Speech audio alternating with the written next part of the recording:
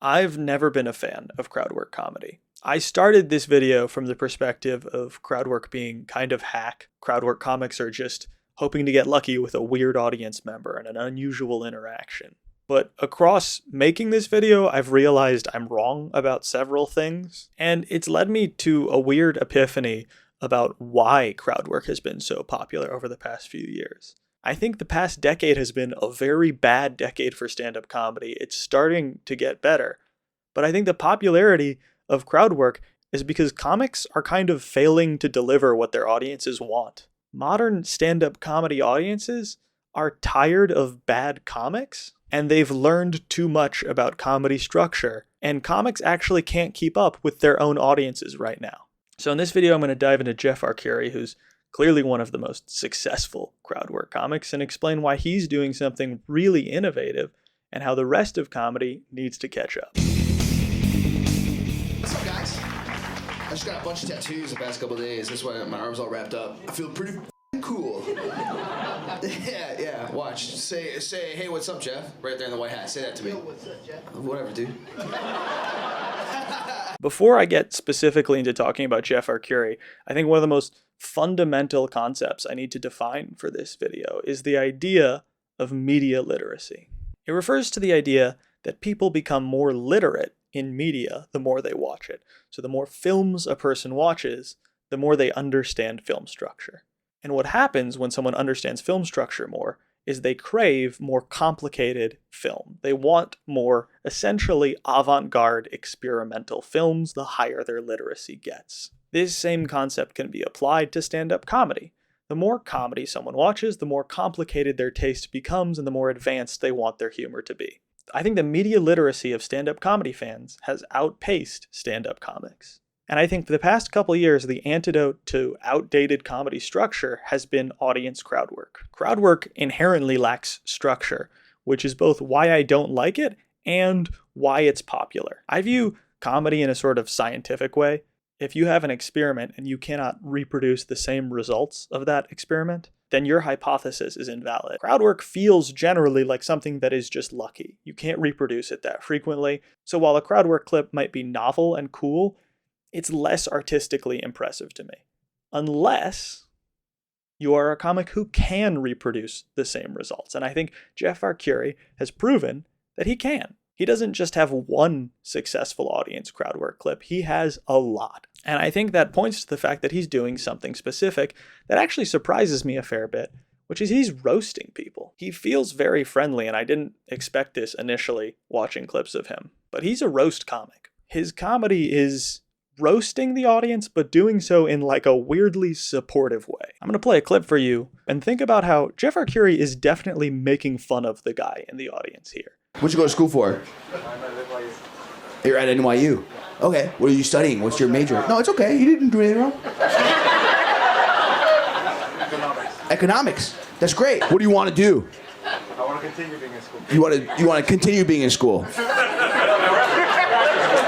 Graduate school. Yeah. And then after that. I think Jeff, more than confidence, is sort of egoless in the way he roasts people. And I think that's what works about it, is you can be very, very confident, but still have something to prove. I think we've all had the experience of being around a person in the real world who's constantly trying to be funny, and you're just like, please relax and be a person for 5 minutes. And I think that's because a lot of the times comedy has desperation in it. Being around that desperation is exhausting for other people.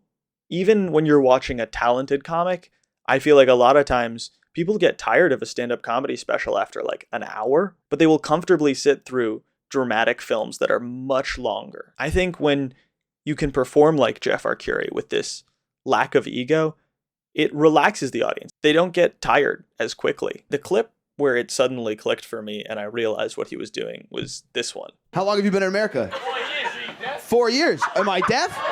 Oh, it's on, baby. F you. Got him. This is both the ultimate roast and an anti-roast joke. I think most comics would respond to this audience member by sort of getting excited, rubbing their hands together and going, ooh, I'm going to go in on this guy now. But I think by even engaging with this audience member, you're admitting that you care. right?